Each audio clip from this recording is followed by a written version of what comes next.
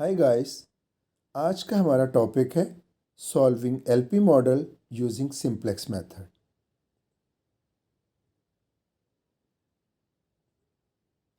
अगर आपका problem optimisation problem है तो लीनियर प्रोग्रामिंग उसके लिए सूटेबल टेक्निक होगी।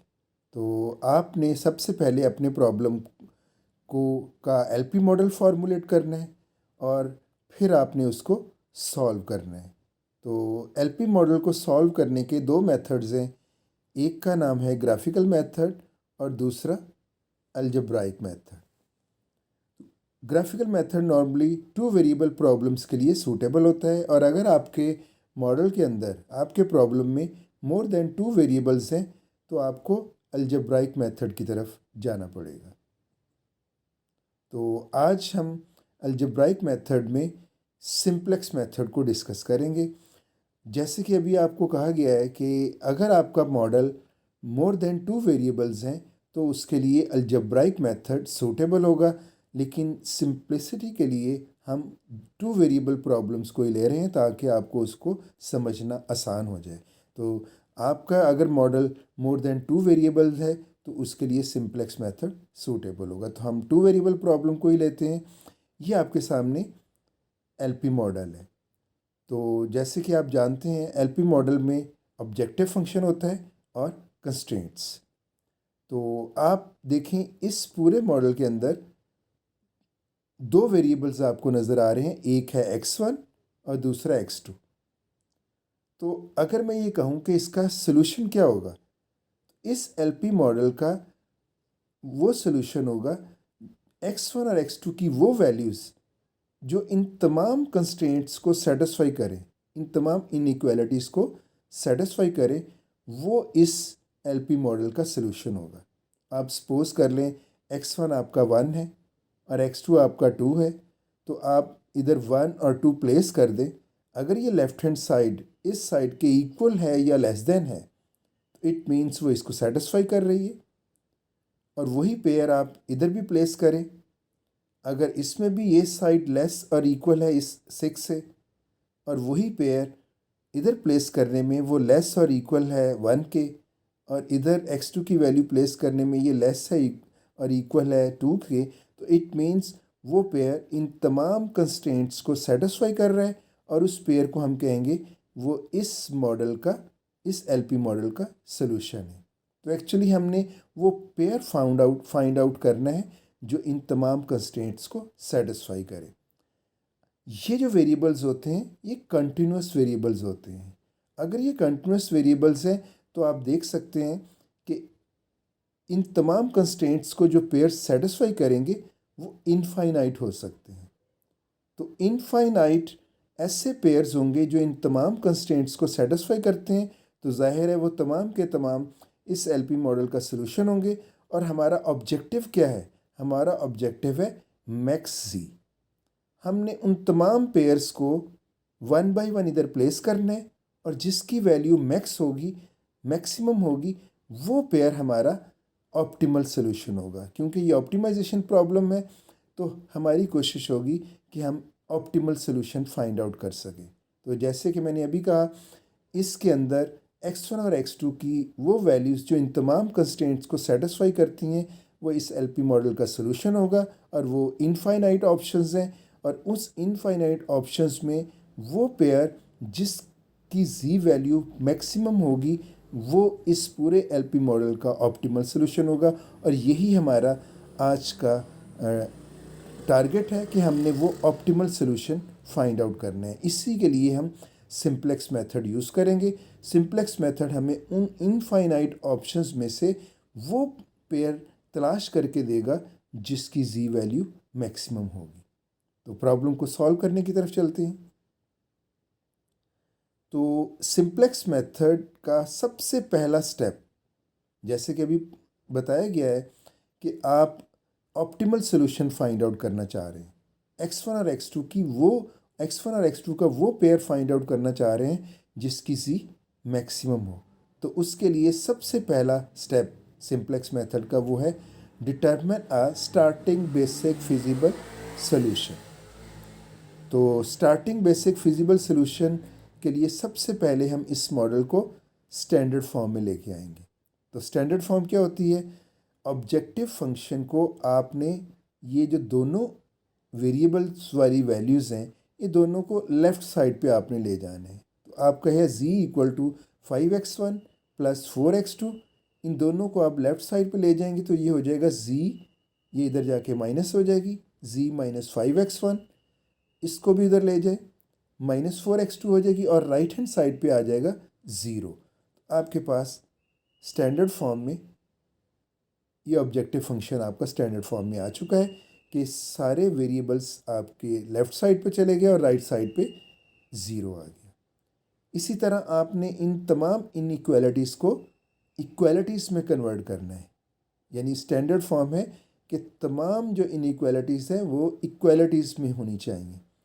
तो इस इनइक्वालिटी को स्टैंडर्ड फॉर्म में करने के लिए, इक्वल लेने के लिए, तो ये साइड आप देख रहे हैं ये लेस हो सकती है 24 से और इक्वल हो सकती है। तो इट मीन्स इस साइड पे, लेफ्ट हैंड साइड पे कुछ ऐड कर दें तो ये इक्वल में कन्वर्ट हो सकती है।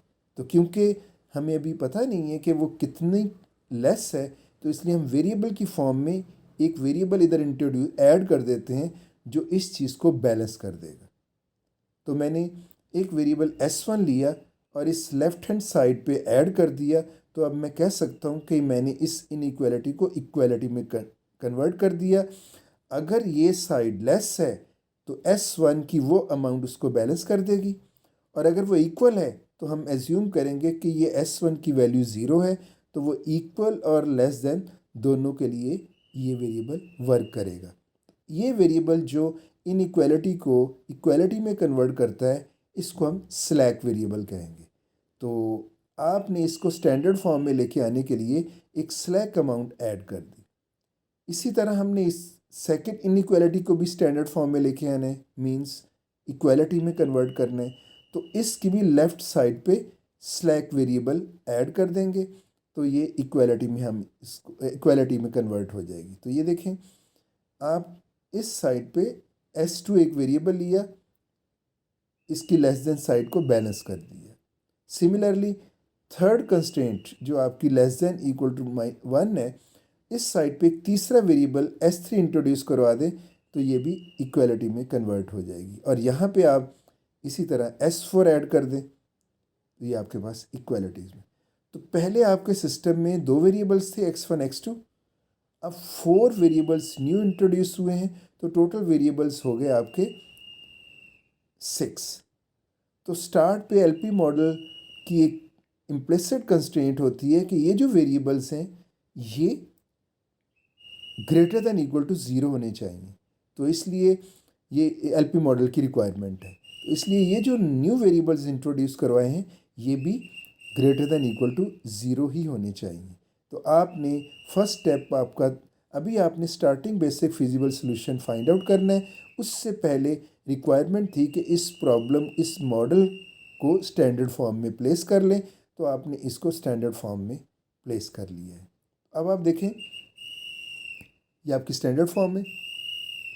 नेक्स्ट आपने इस पूरी वैल्यूज़ को मैट्रिक्स के अंदर प्लेस करना है। तो मैट्रिक्स में प्लेस करने के अंदर आपको जैसे पता है, आपको x1 कॉलम लेना होगा, x2 कॉलम लेना होगा, इसी तरह ये कॉलम्स। तो x1 के कॉलम के लिए आपको सारी कंस्ट्रेंट, ये तो आपकी इसी कॉलम के अंदर है, ये भी इसमें अंदर है, ये आपके s1 के नीचे s1 कॉलम होना चाहिए, वो मिसिंग है तो इट मीन्स वो ज़ीरोज़ के साथ होंगे। तो आप इन सब सारी वैल्यूज़ को रीअरेंज करना होगा। तो आप जस्ट मैट्रिक्स की फॉर्म में वैल्यूज़ प्लेस करने के लिए इनकी अरेंजमेंट को चेंज कर देंगे। आपकी ये तो कॉलम वाइज हैं, s1 को आपने अलग कॉलम बना लिया, s2 का अलग, ताकि ये मैट्रिक्स में आसानी से प्लेस हो जाए। तो जस्ट इसको अरेंज किया, अभी भी ये वही मॉडल है जो इधर आपको नज़र आ रहा है। अब स्टैंडर्ड फॉर्म के बाद हम इस पोजीशन में हैं कि हम starting basic feasible solution find out कर सकते हैं। तो स्टार्टिंग बेसिक के लिए स्टैंडर्ड फॉर्म में होना ज़रूरी था, वो हम ले आए हैं। अब स्टैंडर्ड फॉर्म यानी स्टार्टिंग बेसिक फिजिबल सोल्यूशन कैसे निकलेगा? To find starting basic feasible solution, take decision variables x1 x2 as non basic. Actually जो आपके एक्चुअल वेरिएबल्स होते हैं x1 और x2 एक्चुअल हैं, ये तो स्लैक अमाउंट्स हैं जो आपकी इक्वालिटीज़ के लिए आपको ज़रूरत पड़ी है। असल में आपके वेरिएबल्स x1 x2 ही हैं। तो लीनियर प्रोग्रामिंग में जो आपके एक्चुअल वेरिएबल्स होते हैं उनको हम डिसीजन वेरिएबल्स कहते हैं। तो स्टार्टिंग की पहली कंडीशन ये है कि आपने डिसीजन वेरिएबल्स को नॉन बेसिक बनाना है। नॉन बेसिक वेरिएबल्स किसको कहते हैं? ऐसे वेरिएबल्स जिनकी वैल्यू ज़ीरो होती है। ऐसे वेरिएबल्स जिनकी वैल्यू ज़ीरो होती है उनको नॉन बेसिक वेरिएबल्स कहेंगे। तो x1 और x2 आपके डिसीजन वेरिएबल्स हैं, इनको आपने नॉन बेसिक बनाना है। ये शुरू की रिक्वायरमेंट है, अजम्पशन लेनी है। तो आपने असल में डिसीजन वेरिएबल्स को नॉन बेसिक बनाने का मतलब है उनकी वैल्यूज़ को ज़ीरो एज्यूम कर लिया। अब ये वैल्यूज़ जब हम इस सिस्टम के अंदर पुट करेंगे तो जो वैल्यूज़ इधर से आएंगी, जो वेरिएबल्स इधर से आएंगे उनको हम बेसिक वेरिएबल्स कहेंगे। x1 x2 आपके ज़ीरोज़ हैं, मीन्स नॉन बेसिक एज्यूम कर लिया। और जो दूसरे वेरिएबल्स आएंगे जिनकी वैल्यूज़ नॉन ज़ीरो होगी वो आपके बेसिक होंगे। तो देखते हैं इन वैल्यूज़ को इस सिस्टम के अंदर पुट कर देते हैं। इधर पुट करेंगे x1 ज़ीरो x2 ज़ीरो, तो आपके पास क्या आएगा? z equal to zero, right. और इस कंस्ट्रेंट में जो अब इक्वालिटी में कन्वर्ट हो चुकी है, x1 और x2 ज़ीरो पुट करें तो आपके पास क्या वैल्यू आएगी? s1 equal to 24। इसमें ज़ीरो ज़ीरो पुट कर दें तो s2 क्या आएगा? 6। इसमें ज़ीरो ज़ीरो पुट कर दें तो s3 आएगा 1। ये ज़ीरो पुट कर दें तो s4 आएगा 2। ये आपका स्टार्टिंग बेसिक फिजिबल सोल्यूशन है। देखें, आपने x1 x2 को नॉन बेसिक बनाया तो जो रिमेनिंग वेरिएबल्स थे वो आपके नॉन ज़ीरो आ गए और नॉन ज़ीरो को हमने बेसिक कहा था। तो आप पहला स्टेप है आपका कि आपने starting basic feasible solution find out करना था और उसके लिए आपने नॉन बेसिक को ज़ीरो बनाया, तो ये आपके पास स्टार्टिंग बेसिक फिजिबल सोल्यूशन आ गया। तो इनिशियली आप इनको बेसिक लेंगे। जैसे मैंने कहा, बेसिक वेरिएबल्स कौन से होते हैं? जिनकी वैल्यू नॉन ज़ीरो हो। और आपने एज्यूम किया था डिसीजन वेरिएबल x1 x2 को नॉन बेसिक, यानी उनकी वैल्यू ज़ीरो है।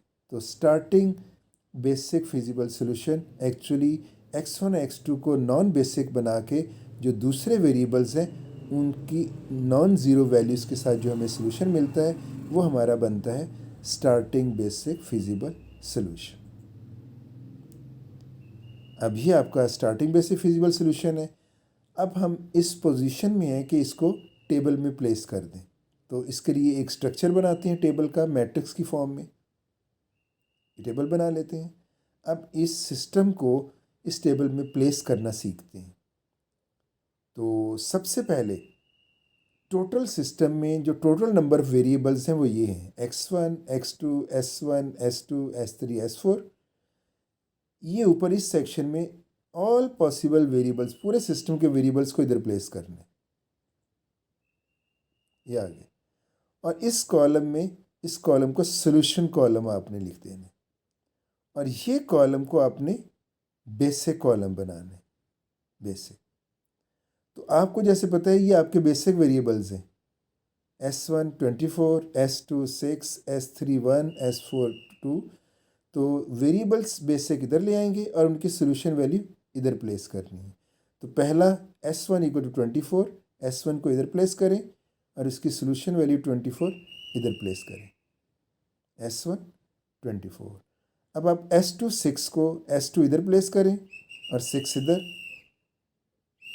इसी तरह s3 1 और s3 की वैल्यू 1, s4 2, s4 2। और इसी तरह z, ये आपने z रो के लिए फिक्स करना है। तो इधर z लिख दें और उसकी सोल्यूशन वैल्यू 0 इधर प्लेस कर दें। तो ये तो आपने इस सोल्यूशन को पुट कर लिया टेबल के अंदर। अब आपने ये सेक्शन फिल करना है और ये सेक्शन फिल करने हैं। तो सबसे पहले जेड रो को फिल करते हैं। जेड रो में अगर देखा जाए तो x1 का कोएफिशिएंट है -5, x2 का कोएफिशिएंट है -4।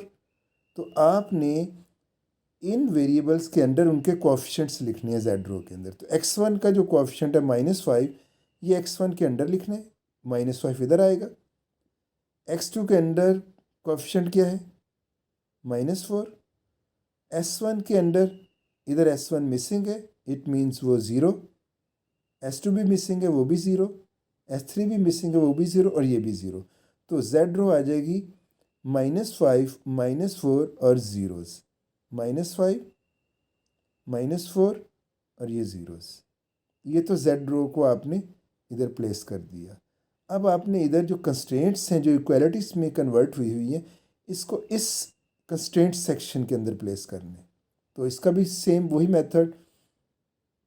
x1 का कोएफिशिएंट 6 है, तो x1 कॉलम में s, ये क्योंकि पहली कंस्ट्रेंट है, पहली इक्वालिटी है, पहली रो, तो ये पहली रो इधर आएगी। तो 6 अंडर द वेरिएबल x1, यानी x1 के नीचे इधर 6 आ जाएगा। 4 x2 के अंडर, ये s1 के अंडर 1 और बाकी ज़ीरोज़। तो ये देखें, मैंने 6 x1 का कोएफिशिएंट था x1 के अंडर, 4 x2 का कोएफिशिएंट था मैंने इसके अंडर, और s1 का कोएफिशिएंट 1 था s1 के अंडर, और ये मिसिंग थे, इनको ज़ीरोज़। इसी तरह सेकंड रो, ये सेकंड रो है, इनके कोएफिशिएंट उसी तरह रिस्पेक्टिव कॉलम्स में लिखने हैं। तो 1 2 0 1 0 0 0, 1 2 0 1 0 0। इस थर्ड कंस्ट्रेंट को -1 1 0 0 1 0 इधर प्लेस कर देंगे।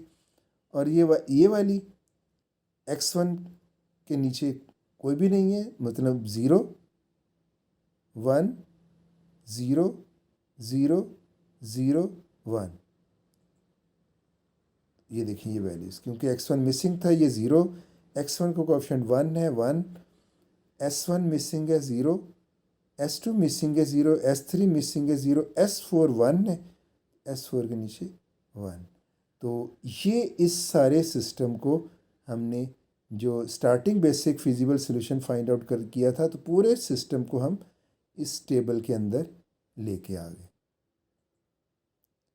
तो आपका, मैं कह सकता हूँ, इस टेबल को देख के भी आप बता सकते हैं कि आपके बेसिक वेरिएबल्स कौन से हैं। तो ये, इसको हम इनिशियल आइट्रेशन कहेंगे, इस पूरी आइट्रेशन टेबल को इनिशियल आइट्रेशन। इनिशियल आइट्रेशन में हमारे बेसिक वेरिएबल्स कौन से हैं? ये बेसिक के नीचे s1 s2 s3 s4, ये बेसिक है। क्यों? एक तो बेसिक कॉलम में लिखे हुए हैं, और दूसरा इनकी values, solution values non zero है, इसलिए इनको बेसिक वेरिएबल्स कहा। और नॉन बेसिक कौन से? टेबल के अंदर, इसके अंदर जो वेरिएबल्स हैं वो नॉन बेसिक बेसिक हैं, और जो इधर मिसिंग हैं वो नॉन बेसिक वेरिएबल्स। ये तो बेसिक थे, मिसिंग कौन से हैं? तो टोटल वेरिएबल्स आपको इधर नज़र आ रहे हैं। तो टोटल वेरिएबल्स में जो मिसिंग है वो भी देखे जा सकते हैं। तो ये बेसिक है, मतलब ये बेसिक, और ये नॉन बेसिक x1 और x2 ही हुए। तो आपके पास इस वक्त ये बताया जा रहा है कि इस सेक्शन में जो वेरिएबल्स हैं ये बेसिक हैं, और जो इधर नहीं है, जो मिसिंग है, वो नॉन बेसिक है, वो x1 और x2 है। एक चीज़ का और ख्याल रखना है, इनिशियल आइट्रेशन में आपके जो बेसिक वेरिएबल्स हैं, ये बेसिक वेरिएबल्स, इनके कॉलम, जो कॉलम में भी ये नज़र आ रहे हैं, इनके कॉलम्स के अंदर कंस्ट्रेंट सेक्शन में, देखिए मैं बात कर रहा हूँ बेसिक वेरिएबल्स कौन सी? s1 s2 s3 s4। तो s1 s2 s3 s4 के अंडर इस कंस्ट्रेंट सेक्शन में, ये देखिए डायगोनल आइडेंटिटी मैट्रिक्स होनी चाहिए। ये कंडीशन साथ साथ मीट करनी है।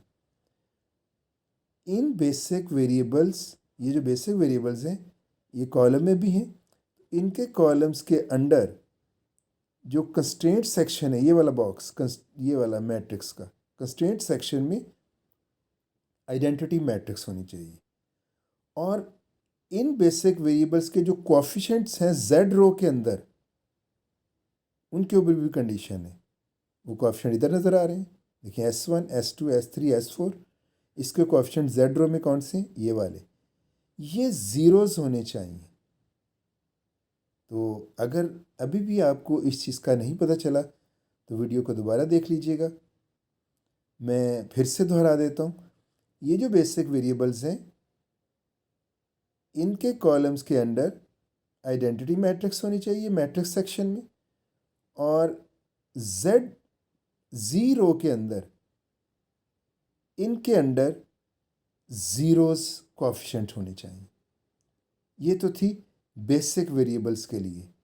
बाकी कौन से वेरिएबल्स हैं? नॉन बेसिक, x1 x2, उसके ऊपर भी कंडीशन है। वो क्या है? वो नॉन बेसिक, उसको हमने कहा इन नॉन बेसिक जो वेरिएबल्स हैं जेड रो के अंदर ये कंडीशन मीट करनी है। जेड रो के अंदर इनके अंडर जो ये वैल्यूज़ हैं ये नॉन ज़ीरो होनी चाहिए, नॉन ज़ीरो। और आप देख रहे हैं ये ज़ीरोस नहीं है, नॉन ज़ीरो। तो अभी अगर आप देखा जाए तो हमने ये सीखा है कि ये जो बेसिक वेरिएबल, ये इनिशियल आइट्रेशन है। अब हम इसको सॉल्व करने लगे हैं तो ज़रा दोबारा से देख लेते हैं। ये बेसिक वेरिएबल्स हैं, इनके अंडर ये कंस्ट्रेंट सेक्शन में आइडेंटिटी मैट्रिक्स, और इनके अंडर जेड रो के अंदर ज़ीरोज़। ये तो बेसिक वेरिएबल्स की बात है। जो नॉन बेसिक वेरिएबल्स हैं x1 x2, जेड रो के अंदर उसके कोएफिशिएंट नॉन ज़ीरो होने चाहिए। तो अब हम फर्स्ट स्टेप हमारा कंप्लीट हो चुका है। फर्स्ट स्टेप हमारा था determine starting basic feasible solution. तो हमने स्टैंडर्ड फॉर्म में लेके आए। स्टैंडर्ड फॉर्म से फिर हमने initially non basic variables x1 और x2 को नॉन बेसिक वेरिएबल्स बनाया, और उसको पुट करने के बाद हमें स्टार्टिंग बेसिक फिजिबल सॉल्यूशन मिल गया, और उसको हमने टेबल के अंदर प्लेस कर दिया। टेबल के अंदर प्लेस करने के बाद हमने एक दफ़ा उसको रीचेक किया कि क्या ये बेसिक वेरिएबल्स के जो अंडर है कंस्ट्रेंट सेक्शन में आइडेंटिटी मैट्रिक्स है, और इन वेरिएबल्स के अंडर जेड रो में ज़ीरोज़ हैं, और जो नॉन बेसिक थे मिसिंग वेरिएबल्स उनके अंडर जेड रो में नॉन ज़ीरो वैल्यूज़ हैं या नहीं। तो ये हमने वेरीफाई कर लिया। इट मीन्स हमारा फर्स्ट स्टेप कंप्लीट हो गया।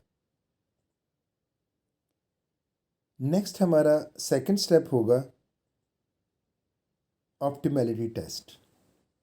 ये सिंप्लेक्स मेथड के स्टेप्स हैं। फर्स्ट स्टेप था starting basic feasible solution determine करना, वो कर चुके हैं। और सेकंड स्टेप में हमने चेक करना है कि आया हमारा ये जो सॉल्यूशन है जिसकी वैल्यूज़ ये हैं ये ऑप्टिमल है या नहीं। और उसके लिए क्या करना है?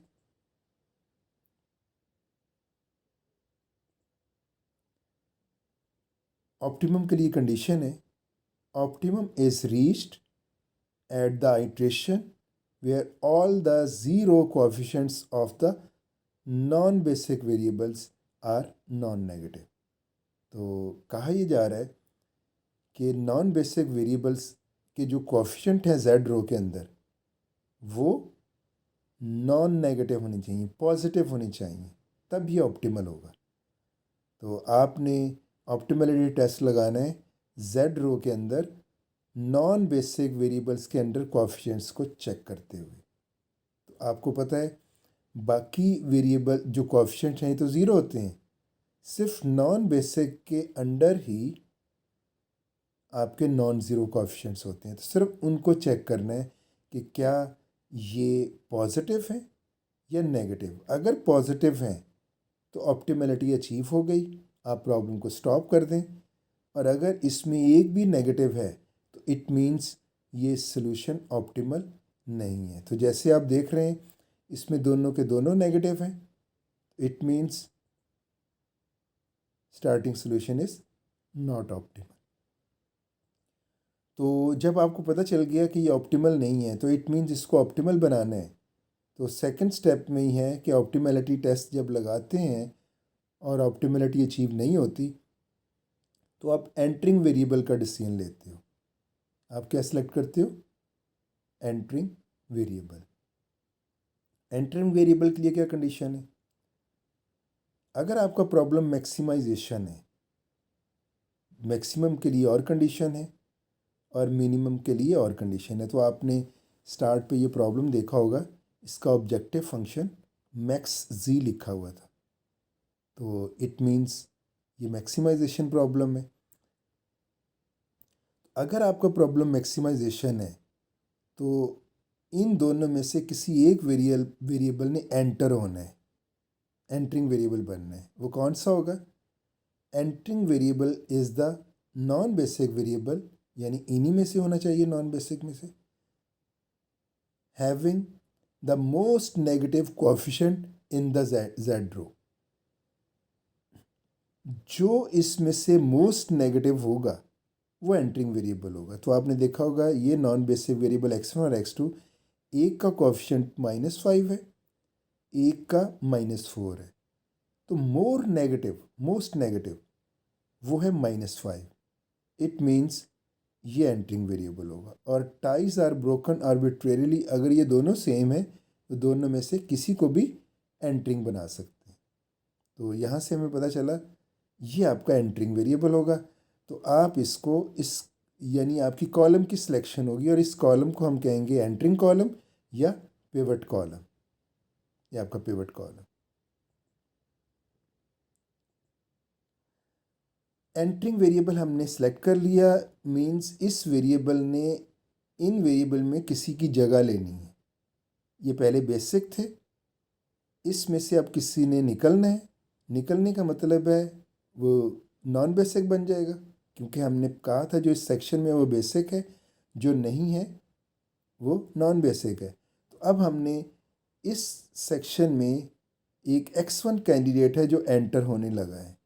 इट मीन्स ये पहले नॉन बेसिक था, इधर आने के बाद ये बेसिक बन जाएगा और इधर से कोई बेसिक वेरिएबल नॉन बेसिक बन जाएगा, निकल जाएगा। तो एंटरिंग वेरिएबल तो चेक कर लिया मोस्ट नेगेटिव। लिविंग कौन सा होगा? S1 S2 S3 S4 किसने इधर से लीव होना है? तो उसके लिए हमने डिसीजन लेना है कि लिविंग वेरिएबल कौन सा होगा, लिविंग वेरिएबल। और लिविंग वेरिएबल के लिए हम रेशियो टेस्ट लगाएंगे। तो आपका प्रॉब्लम मैक्सिमम है या मिनिमम, दोनों के लिए एक ही रूल है।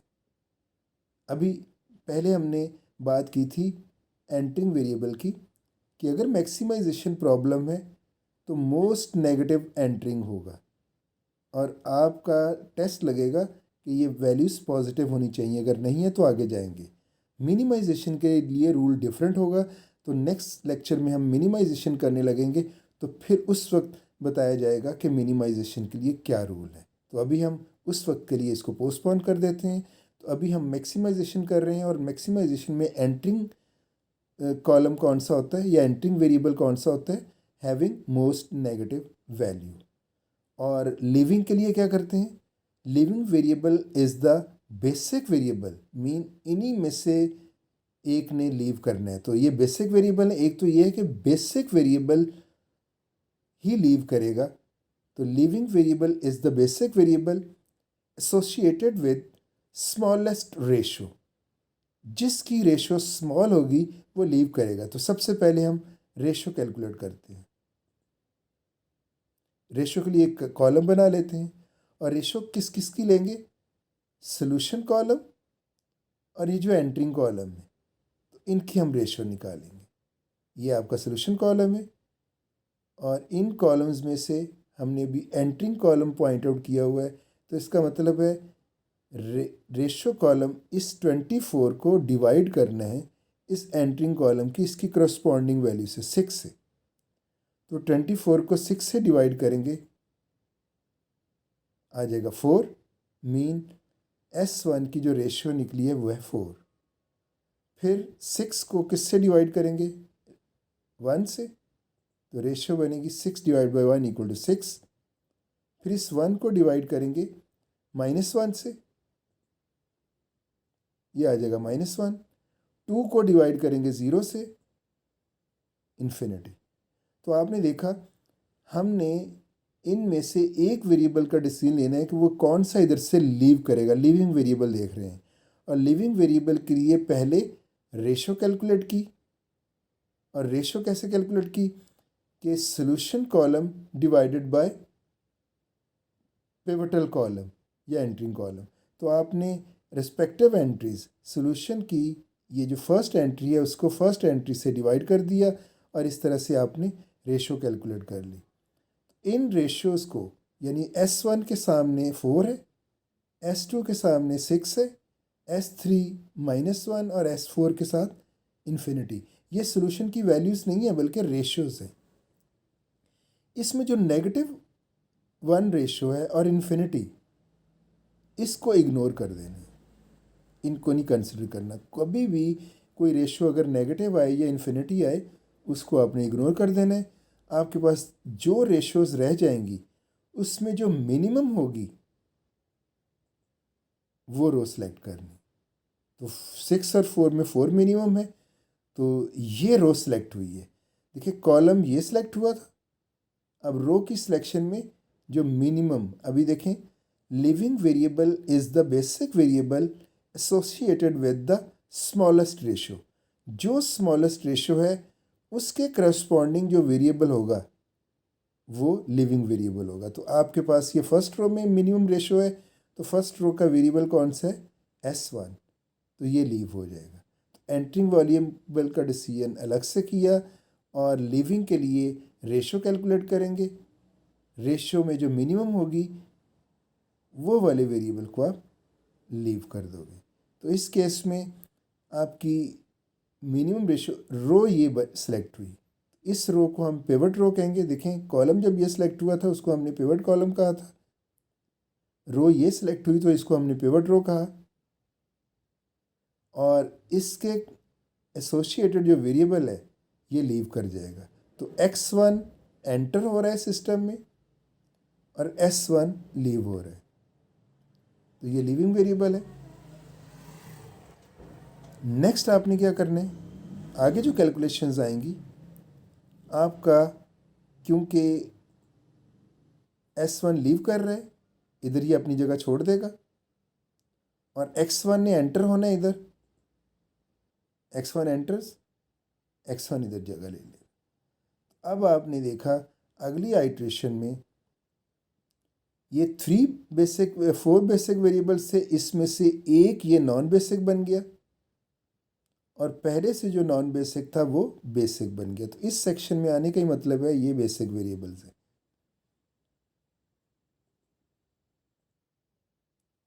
तो अब आपके पास न्यू बेसिक ये है।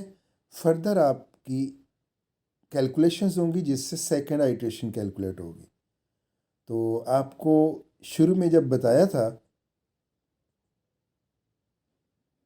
ये फॉर्म होनी चाहिए, आपसे कहा था कि ये जो बेसिक वेरिएबल्स हैं इनके कॉलम्स के अंदर आइडेंटिटी मैट्रिक्स होनी चाहिए, और इनके जेड रो में जो कोएफिशिएंट हैं वो ज़ीरोज़ होनी चाहिए।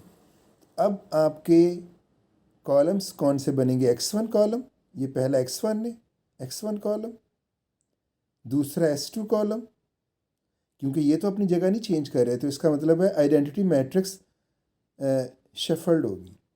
तो पहला column x1 identity 1 0 0 0, s2 second column, s2 के नीचे 0 1 0 0, s3 थर्ड, s3 के नीचे 0 0 1 0, s4 0 0, ये 0 में मिस कर गए हैं, इधर 0 है 0 1। अब आप देखें ये जो आपके पास न्यू बेसिक सेट है, तो इनके कॉलम के अंदर ये देखें first column, second column, third, fourth, ये आइडेंटिटी मैट्रिक्स है। अलग अलग पढ़े हैं लेकिन आइडेंटिटी मैट्रिक्स। और दूसरी बात, इनके जो कोएफिशिएंट्स हैं जेड रो में वो ज़ीरोज़ होने चाहिए। तो ये देखें x1 के नीचे 0, ये ज़ीरोज़ होने चाहिए। तो ये तो मैंने आपको बताया ये मेंटेन करना है, अभी कैलकुलेट करना है आपने। ये मैंने आपको दिखाया कि इधर हमें ये रिक्वायरमेंट चाहिए। तो हम सबको तो नहीं देखेंगे, जस्ट इसका पहला कॉलम ही देख सकते हैं, क्योंकि ये देखें, ये पिवटल रो और पिवटल कॉलम। तो आपको आइडेंटिटी मैट्रिक्स का जो ये कॉलम बनाना है, x1 के अंडर आएगा 1 0 0 0, और इधर भी आपको 0 चाहिए। तो सबसे पहले हम इस 1 को लेके आते हैं कि ये 1 कैसे आएगा। और जैसे आपको मैट्रिसेस का पता है कि अगर आपने मैं इधर 1 लेके आना चाह रहा हूँ तो मुझे रो ऑपरेशन करना पड़ेगा, अदरवाइज़ पूरा सिस्टम डिस्टर्ब हो जाएगा। तो रो ऑपरेशन आपको पता है वो सिस्टम को डिस्टर्ब नहीं करते। तो इधर मैंने 1 लेके आना है, कैसे लेके आऊँगा? तो उसके लिए बाकी ऑटोमेटिकली उसी तरह से कैलकुलेशंस हो जाएंगी। आपको सिर्फ मेंटेन करना है कि ये जो बेसिक वेरिएबल्स हैं, इसके फर्स्ट कॉलम में आइडेंटिटी मैट्रिक्स ये एक्सपेक्ट करिए इधर 1 हो, 0 0 0 हो। तो सबसे पहले हम इस 1 को टैकल करते हैं। ये 1 कैसे आएगा? ये आपके पास ये रो है, प्रीवियस फर्स्ट जो रो है कंस्ट्रेंट सेक्शन, यहाँ है 6, आपको 1 चाहिए। इस रो को आपने इधर कैलकुलेट करना है, न्यू रो बनानी है। तो ये है आपकी ओल्ड पिवटल रो, और आपको न्यू पिवटल रो चाहिए क्योंकि फर्स्ट रो आपकी पिवटल रो थी। तो ओल्ड पिवटल रो, न्यू पिवटल रो। ओल्ड पिवट रो को हम करंट पिवट रो कहेंगे और इसको हम न्यू पिवट रो कहेंगे। तो अगर आप देखें, मैंने तो इस 6 यानी इस 6 को अगर 6 से डिवाइड कर दूं तो 1 आ जाएगा, लेकिन मैंने सिर्फ इस पे नहीं करना, पूरी रो के ऊपर ऑपरेशन करना पड़ेगा। क्यों? सिस्टम को डिस्टर्ब नहीं करना, और रो ऑपरेशन ही एक ऐसा ऑपरेशन है जो सिस्टम को डिस्टर्ब नहीं करता। तो इट मीन्स हमारा न्यू पिवट रो का फॉर्मूला क्या बनेगा? Current pivot row divided by pivotal element. ये इंटरसेक्शन में जो एलिमेंट आ रहा है इसको पिवट एलिमेंट कहेंगे। ये पिवटल कॉलम, ये पिवटल रो, और जो इनका इंटरसेक्शन हो रहा है ये वाला 6, ये पिवटल एलिमेंट है। तो हमें न्यू पिवट का फॉर्मूला बनेगा current pivot row divided by pivotal element. ये आपकी करंट पिवट रो, ये आपकी न्यू पिवट रो, और आपका फार्मूला क्या बनेगा? न्यू पिवट रो हम कैलकुलेट करना चाह रहे हैं, ये होगी करंट पिवट रो, यानी ये row including this one, divided by pivot element, ये पिवट एलिमेंट। तो ये इधर 1 आ जाएगा जो हमारी रिक्वायरमेंट है आइडेंटिटी मैट्रिक्स की। तो मैंने करंट पिवट रो सारी इधर प्लेस कर दी, 6 4 1 6 4 1 0 0 0 24 0 0 0 24, ये current pivot row divided by pivot element, और पिवट एलिमेंट ये 6 है। तो इस सारी रो को 6 से डिवाइड करें तो इधर आ जाएगा 6 डिवाइड बाई 6 1, 4 डिवाइड बाई 6 ये सिंप्लीफाई होगा 2/3, 1 डिवाइड बाई 6 1/6, ये 0/6 0, 0/6 0, 0/6 0, 24/6 4। तो ये पिवट रो आपकी इधर प्लेस कर दें। तो इस तरह से आपने 4 स्टेप सिंप्लेक्स मेथड का है कि आपने अगली जो आइट्रेशन है उसकी कंप्यूटेशन करनी है। और कंप्यूटेशंस में सबसे पहले आपने किसको कंप्यूट करना है? न्यू पिवट रो को, जो भी आपको नज़र आ रही है। ये रो तो कैलकुलेट हो गई। और कितनी रोज़ हैं? Z रो, S2 रो, S3 रो, S4 रो। तो 4 रोज़ और कैलकुलेट करनी है, क्योंकि आपको मैंने कहा था कि ये बेसिक वेरिएबल्स हैं। तो x1 जो कॉलम है ये आइडेंटिटी मैट्रिक्स का पहला कॉलम होगा, मीन 1 0 0 0, और इसका जो कोएफिशिएंट है Z रो में वो 0 होगा। तो इट मीन्स इधर ऊपर 0 और नीचे भी 0 लेके आने हैं। तो वो आइडेंटिटी मैट्रिक्स का फर्स्ट कॉलम ये आइडेंटिटी को मीट करेगा, और ये 0 भी आ जाएगा आपका इधर। तो 1 लेके आना था, उसके लिए तो एक फार्मूला बना लिया कि करंट पिवट रो को पिवट एलिमेंट से डिवाइड किया तो आपके पास ये रो आ गई। लेकिन इधर 0 लेके आना है और इधर ज़ीरोज़, तो 0 लेके आने। तो इन चारों रोज़ में यानी S2 S3 S4 रोज़ और Z रो के लिए एक ही फार्मूला लगेगा, क्योंकि 0 लेके आना है और 0 मेंटेन करना है। तो उसके लिए फार्मूला क्या होना चाहिए? मुझे पहले Z का कैलकुलेट कर लेते हैं। मुझे ये कैलकुलेट करना है, मतलब न्यू 0 कैलकुलेट करनी है। और कैसे आएगी? करंट ज़ीरो, ओल्ड ज़ीरो को यूज़ करूँगा और इस पिवट रो को यूज़ करके मैं इधर ज़ीरो लेके आ सकता हूँ। देखिए मुझे रो ऑपरेशन करना है, इस करंट जी रो को किसके साथ मैं रो ऑपरेशन करूँ कि इधर ज़ीरो आ जाए। तो मेरे ख्याल में ये इधर मुझे ज़ीरो लेके आना है और ये वन रेफरेंस के तौर पे हेल्प करेगा। मैं अगर ये करंट ज़ीरो यानी -5, ये जो -5 है इसके साथ मल्टीप्लाई कर दूँ -5, तो ये भी -5 और ये भी -5, उन दोनों को सब्ट्रैक्ट कर दूँ तो इधर ज़ीरो आ जाएगा। तो मैं क्या करूँगा, मुझे इधर ज़ीरो लेके आना है, मैं इस पूरी रो को इस -5 से मल्टीप्लाई कर देता हूँ, तो ज़ाहिर है पहले एलिमेंट में -5 आ जाएगा।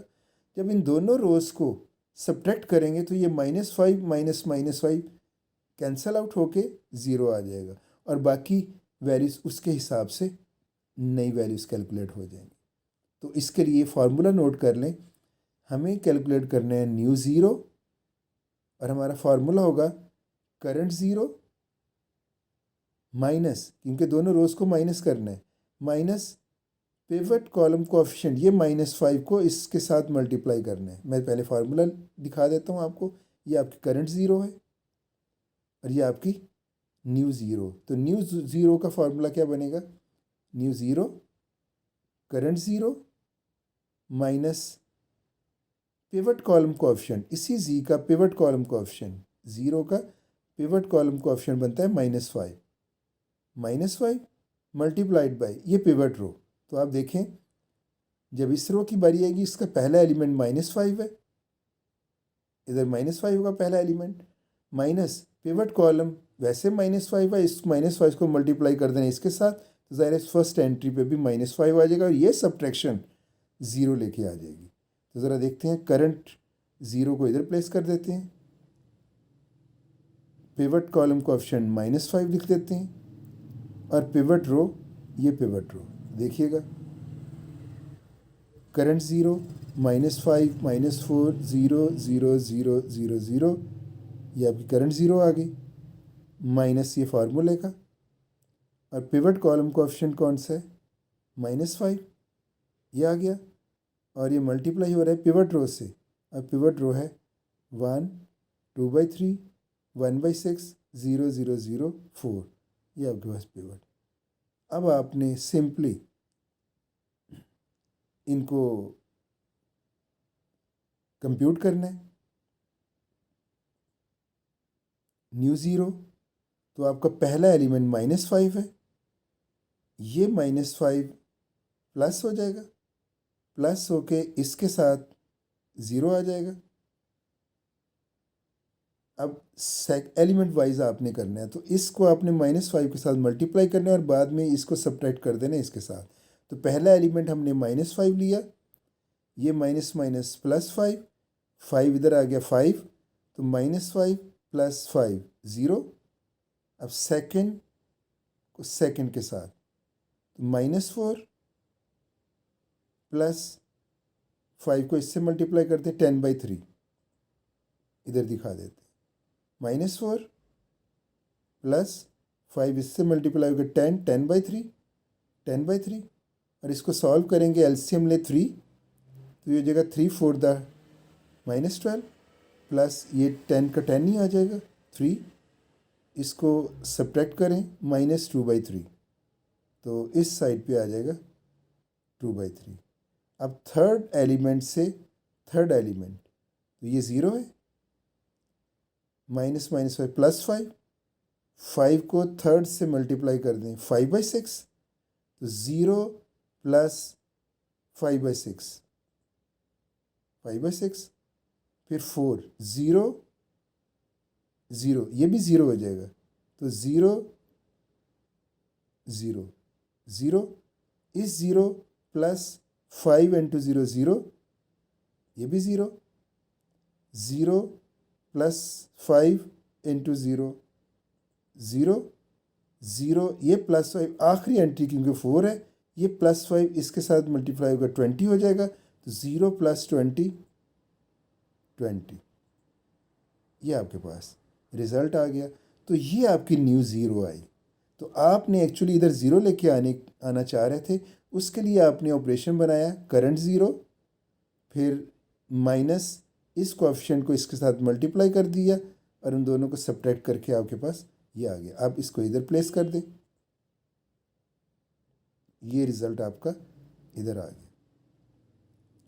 सिमिलरली S2 रो इधर भी ज़ीरो लेके आने, सेम वही फार्मूला क्या होगा, ओल्ड यानी करंट S2 रो, और इसको आपने माइनस इस कॉलम का, ये जो कोएफिशिएंट S2 का है, S2 रो में जो कोएफिशिएंट है पिवट कॉलम में, वो कोएफिशिएंट इनटू पिवट रो।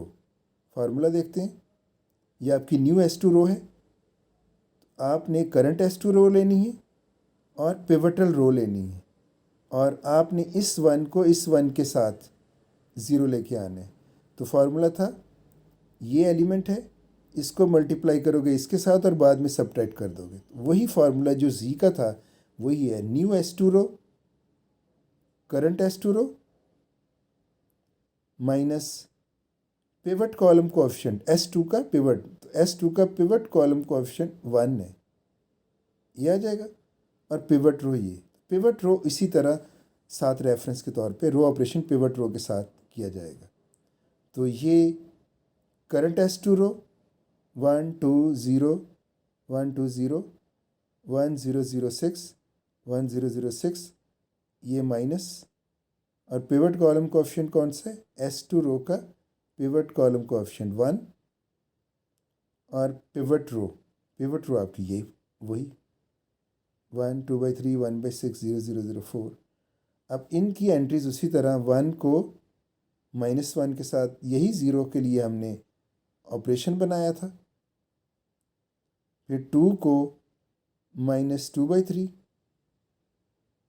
ये 2 है, ये -2/3, सेकेंड एंट्री 2 - 2/3, ये 6 आ जाएगा, एलसीएम लेके 3 अगर एलसीएम है, -2 4/3, ये 4/3, 0 -1/6 -1/6 आ जाएगा, 1 -0 1 आ गया, 0 -0 0 0 -0 0, और आखिरी 6 - 4 2, ये कैलकुलेट होगी। तो आपने न्यू S2 रो कैसे कैलकुलेट की, current S2 row minus pivot column coefficient multiplied by pivot row, और आपके पास ये आ गई, ये आपके पास इधर प्लेस कर दें आप। नेक्स्ट S3 रो, सेम उसी तरह करंट S3 रो, और ये न्यू S3 रो, और न्यू S3 क्या होगी, करंट S2 रो माइनस इसका जो कॉलम का कोएफिशिएंट है -1, pivot column coefficient -1 multiplied by pivotal new pivot row, current S3 row minus ये कोएफिशिएंट इनटू पिवट कॉलम, तो ये करंट -1 1 0, ये आपकी current S2 row S3 row minus ये कोएफिशिएंट उस पिवटल कॉलम में S3 का कोएफिशिएंट, और ये पिवट रो उसी तरह आपने इधर प्लेस कर दी, ये -1 ये +1, इसके साथ ये 0 आ जाएगा, 1 + 1 2/3, ये 1 + 2/3 5/3 आ जाएगा, 0 + 1/6 1/6, 0 + 0 0, 1 + 0 1, 0 + 0 0, 1 + 4 5, ये आपकी S3 रो आ जाएगी। इसी तरह S4 के लिए करंट S4 रो न्यू S4 रो, और फॉर्मूला है करंट S4 रो माइनस पिवट कॉलम कोएफिशिएंट जो कि अभी 0 है मल्टीप्लाइड बाय न्यू पिवट रो, तो ये आपकी S4 रो माइनस ये माइनस, अब पिवट कॉलम कोएफिशिएंट S4 का ये 0 है और इसके साथ ये तो सारा 0 हो जाएगा, सिर्फ यही आंसर आ जाएगा। सेम वही रो, उनकी दूसरी सारी रो 0 बन जाएगी। इस रो को आप इधर S4 की जगह प्लेस कर दें। तो ये देखें आपकी सेकेंड आइट्रेशन कैलकुलेट हो गई और अब आप देख सकते हो वो कंडीशन मीट कर रही है या नहीं। ये आपके बेसिक वेरिएबल्स हैं, न्यू बेसिक वेरिएबल्स। इन कंस्ट्रेंट सेक्शन में इनके अंदर आइडेंटिटी देखें, x1 के अंदर ये आइडेंटिटी का फर्स्ट कॉलम, S2 के अंदर आइडेंटिटी का सेकंड कॉलम, S3 के अंदर आइडेंटिटी का थर्ड एलिमेंट, S4 के अंदर, तो ये आइडेंटिटी मैट्रिक्स बन रही है। और इनके Z रो में जो कोएफिशिएंट है वो 0 है। x1 कोएफिशिएंट 0, S2 के अंदर 0, S3 0, S4 0, वो भी मीट कर रहे हैं। वो कंडीशन भी मीट कर गई। और दूसरी कंडीशन थी जो इसके अंदर मिसिंग है, नॉन बेसिक। इस वक्त नॉन बेसिक हैं, एक तो जो S1 लीव हुआ था S1, और दूसरा जो X2 भी पहले से ही नॉन बेसिक है। तो S1 और X2 नॉन बेसिक है। X2 देखिए नॉन ज़ीरो वैल्यू, S1 जो लीव हुआ था नॉन। तो आपके इस वक्त आपके नॉन बेसिक वेरिएबल्स हैं X2 और S1। तो X2 नॉन ज़ीरो और S1, ये भी कंडीशन मीट हो रही है कि ये नॉन ज़ीरोज़ है। बाकी होगा कि फ़र्दर हमने देखना है कि ये सोल्यूशन ऑप्टिमल है या नहीं। तो ऑप्टिमलिटी टेस्ट लगाना है, और ऑप्टिमलिटी टेस्ट के लिए ये होता है वो जो नॉन बेसिक वेरिएबल्स हैं उनके क्या कोएफिशिएंट पॉजिटिव है। अगर वो पॉजिटिव हैं तो आपने स्टॉप कर देना है, ऑप्टिमलिटी अचीव हो गई। और अगर वो उनमें से कोई एक भी नेगेटिव है तो इट मीन्स वो ऑप्टिमल नहीं है। आप फर्दर इस प्रोसेस को अगली आइट्रेशन तक लेके जाओगे, यानी नेक्स्ट एंटरिंग वेरिएबल होगे। तो इस वक्त आप देखें आपके पास ये दो नॉन ज़ीरो हैं, इसमें एक नेगेटिव है। इट मीन्स अभी ऑप्टिमलिटी अचीव नहीं हुई। ये एंटरिंग हो जाएगा और एंटरिंग के बाद ये कॉलम की सिलेक्शन आ जाएगी। एंटरिंग वेरिएबल के बाद हमने डिसीजन लेना था, लिविंग वेरिएबल का। ये X2 एंटर हो जाएगा और लीव किसने होना है इसमें से, उसके लिए हम रेशो टेस्ट लगाएंगे। और रेशो किन किन कॉलम्स की होगी, ये सोल्यूशन कॉलम डिवाइडेड बाय जो आपका पिवटल कॉलम आपका आया है। इस कॉलम को आपने इससे डिवाइड करके रेशो कैलकुलेट करनी है। ये हो जाएगा 4 डिवाइड बाई 2/3 मीन्स 4, इसको आप रिवर्स कर दें, 4 इंटू 3/2। इस 2 को डिवाइड करेंगे 4/3 से, ये आ जाएगा 1.5। 5 को डिवाइड करेंगे 5/3 से, ये डिवाइड करने में ये रिवर्स हो जाता है, ये आ जाएगा 3, इसकी रेशो 3। और 2 डिवाइड बाई 1, इसकी रेशो आ जाएगी 2। तो फार्मूला वही है। सोल्यूशन कॉलम को प्रीवियसली देखें, ये सोल्यूशन कॉलम को हमने एंटरिंग पिवटल कॉलम से डिवाइड करके रेशो कैलकुलेट की थी। अब आपका एंटरिंग कॉलम X1 नहीं है, X2 है। तो इसका मतलब है सोल्यूशन कॉलम को उस पिवटल कॉलम से डिवाइड करके आपने ये रेशो कैलकुलेट करनी है। तो नेक्स्ट क्या था, आपने मिनिमम रेशो लेनी है। नेगेटिव इन्फिनिटी इग्नोर करते हैं, वहाँ यहाँ तो आई नहीं। इसके अंदर मिनिमम होगी 1.5। एंटरिंग ये डिसाइड हुआ, ये पिवटल कॉलम, और मिनिमम रेशियो ये है, तो ये पिवटल रो, और वेरिएबल कौन सा लीव करेगा, S2, और ये आपकी पिवटल रो। तो अब आप देखें नेक्स्ट आइट्रेशन में क्या होगा, X2 एंटर होगा और X2 किसकी जगह लेगा, S2। इधर देखिएगा आपका ये लीव हुआ था और X1 ने उसकी जगह ली थी। ये देखें S1 की जगह X1 ने। अब लीव हो रहा है सेकंड रो का जो वेरिएबल S2 और एंटर हो रहा है ये X2। तो X2 ने इसकी जगह पे आने हैं। तो अगली आइट्रेशन में उसी तरह आप रो के लिए स्पेस क्रिएट करें और इसी तरह ये 4 रोज़ कंस्ट्रेंट के लिए। और आपने नेक्स्ट जो आपका बेसिक वेरिएबल्स होंगे, जस्ट S2 की जगह पे x2 आ जाएगा, तो आपके वेरिएबल्स होंगे ये x1 ही रहेगा, ये x2, S3, S4। आप देखें ये x1 ये लीव कर गया, क्योंकि x2 ने एंटर होना और S2 ने लीव करना है, तो S2 लीव कर गया, उसकी जगह पे x2 आ गया, S3, S4 as it is, और z भी उसी तरह। तो नेक्स्ट उसी तरह कैलकुलेशन होगी। सबसे पहले जब आपके पास ये बेसिक वेरिएबल्स आए हैं, न्यू बेसिक, तो इन बेसिक वेरिएबल्स की आइडेंटिटी मैट्रिक्स बनानी है, यानी x1 कॉलम इसके अंदर x1 कॉलम वो आएगा, और आपकी जो पहली कैलकुलेशन होती है वो पिवटल रो की होती है। तो आपने इधर ये पिवटल रो थी, तो न्यू पिवटल रो सबसे पहले कैलकुलेट की थी। इस वक्त आपका करंट ओल्ड पिवटल रो ये है, इसके रेफरेंस से आप ये पिवटल रो कैलकुलेट कर सकते हैं। क्यों? ये आपके पास पिवटल एलिमेंट आ गया। इसको पहले फॉर्मूला था कि पिवटल एलिमेंट से पिवटल रो को डिवाइड करके आपका 1 आ गया था। तो आपके आइडेंटिटी मैट्रिक्स के लिए पहले इस कॉलम को आप कैलकुलेट करोगे, आपका इधर 1 आना चाहिए।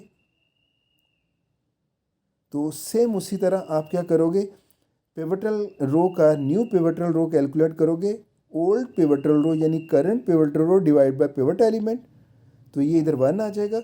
वो दूसरी कैलकुलेशन उसी तरह रो ऑपरेशन के साथ मैंने डायरेक्ट लिख दी हैं, ये वैल्यूज इधर आ जाएंगी।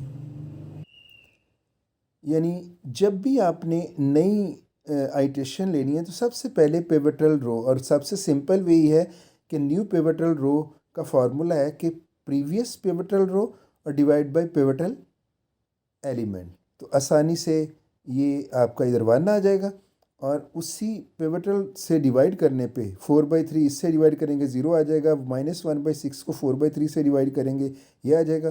कंप्यूटेशन मैंने आपको करके नहीं दिखाई, आप उसको खुद से कर लीजिएगा। तो इसको सारी रो को 4/3 के बाद आपके पास ये रो आ गई। अब आपका ये जो पिवटल आपकी रो है, ये 1 आपका रेफरेंस पॉइंट है। इसी रेफरेंस पॉइंट से आपने ऊपर नीचे ज़ीरोस लेके आने हैं। उससे आपको पता चल जाएगा कि आपने रो ऑपरेशंस कौन से लगाने हैं, क्योंकि ये जो 1 है ये बेसिस का सेकंड एलिमेंट है, तो इट मीन्स ये सेकंड रो है। तो आपका 0 1 0 ज़ीरोस, ये आइडेंटिटी की फॉर्मेशन बनेगी, और ऊपर जी का आपको पता है वो भी 0 लेके आना है। तो अब पिवटल रो आप कैलकुलेट कर चुके हो, आपको 0 कैलकुलेट करनी है, और उसके लिए फॉर्मूला वही होगा, current 0 minus pivotal column coefficient किसका, जी का, ये -4, और मल्टीप्लाइड बाय पिवटल रो। तो सेम उसी, अगर अभी आपको इसका पता नहीं चल रहा, तो पिछली आइट्रेशन को दोबारा से वीडियो से देख लें, तो आपको फार्मूले की समझ आ जाएगी। तो ये आपने जी कैलकुलेट की। नेक्स्ट आपने x1, और मैंने कहा था पिवटल रो के अलावा बाकी सारी रोज़ एक ही फार्मूला से कैलकुलेट होंगी।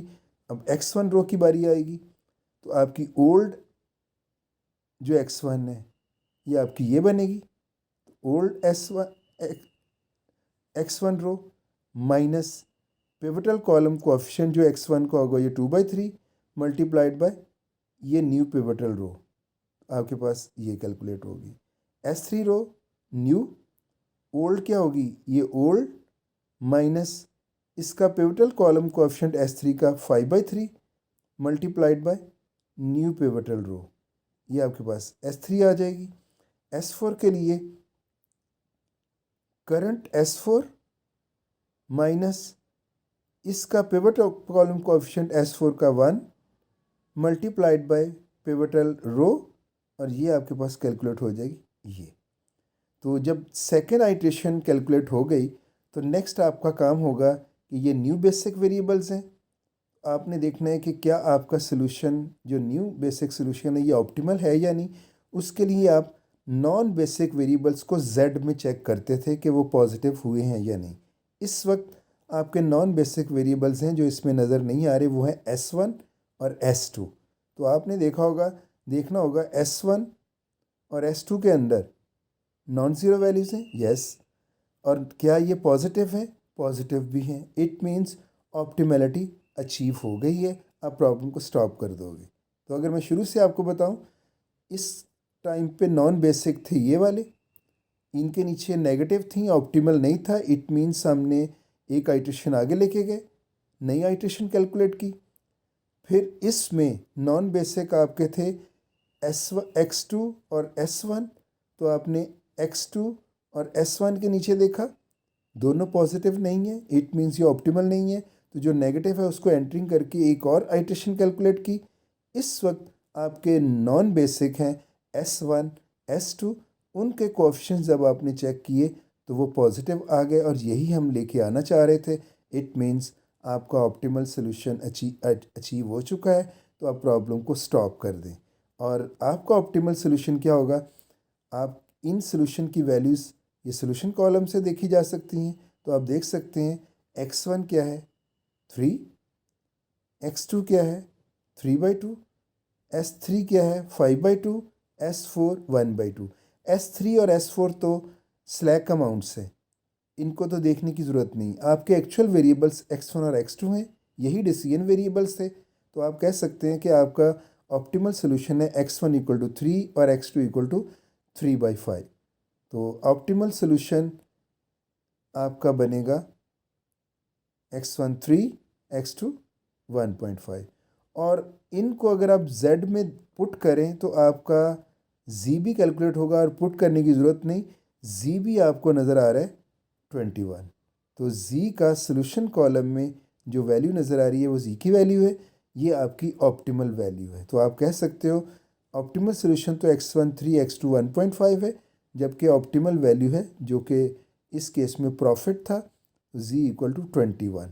तो आप कह सकते हो अगर इस आइट्रेशन वाइज चले, इनिशियली सिंप्लेक्स मेथड की रिक्वायरमेंट है कि वो स्टार्ट पे डिसीजन वेरिएबल्स को ज़ीरो कर देता है, तो आपका प्रॉफिट ज़ीरो आप उसको रख लेते हो, और डिसीजन वेरिएबल जिसमें मिसिंग है उनकी वैल्यू ज़ीरो। तो इस आइट्रेशन में डिसीजन वेरिएबल ज़ीरो हैं और प्रॉफिट कितना है? z की वैल्यू ज़ीरो। जब आपने एंटरिंग वेरिएबल लिया और लीविंग के साथ अगली आइट्रेशन कैलकुलेट की, तो आप देखें एक x1 एंटर हो गया, इसका मतलब है x1 की वैल्यू 4 आई, x2 अभी भी मिसिंग है, उसकी वैल्यू ज़ीरो है। तो आपका नया सोल्यूशन बना कि उसमें इम्प्रूवमेंट ये आई कि x1 की वैल्यू ज़ीरो से 4 हो गई। तो अब पहले x1 ज़ीरो था इसमें, अब x1 आपके पास आ गया 4, और x2 अभी भी ज़ीरो है। तो इस आइट्रेशन में आपका सोल्यूशन है x1 4 और x2 ज़ीरो, और आपके पास प्रॉफिट कितनी? z क्या है? 20। तो आपका z इम्प्रूव कर गया आइट्रेशन में 0 से 21 पे, और आपका जो 0 0 डिसीजन वेरिएबल्स है उसमें x1 4 हो गया और x2 अभी भी 0 है। नेक्स्ट आइट्रेशन में अभी भी ऑप्टिमैलिटी नहीं थी, और इम्प्रूव हो सकता है ये z की वैल्यू। तो आपने एक आइट्रेशन और सॉल्व की, उस सॉल्व करने पे आपने देखा तो आपका z और इम्प्रूव हो गया 21, 20 से 21 हो गया, और आपके पास x1 3 आ गया और x2 पहले 0 था, तो ये न्यू बेसिक वेरिएबल आया। तो अब आपके पास दोनों वेरिएबल्स आ गए हैं x1 और x2, x1 3 है और x2 1.5। तो न्यू बेसिक सोल्यूशन आपका बना डिसीजन वेरिएबल x1 3, x2 3.2, और आपका z क्या बना? 21। क्योंकि ये पॉजिटिव वैल्यूज़ आ गई, अब ये ऑप्टिमल आ गया, फर्दर आगे सॉल्व नहीं हो सकता। इट मीन्स ये 21z ही आपकी ऑप्टिमल वैल्यू है, और ये पेयर 3 और 3/2 का यही ऑप्टिमल सोल्यूशन है। इससे और बेहतर सोल्यूशन नहीं निकल सकता। तो सिंप्लेक्स मेथड ने आपको जस्ट एक अटैम्प्ट, ये 2 अटैम्प्ट्स के अंदर ही आपकी ऑप्टिमैलिटी अचीव कर ली।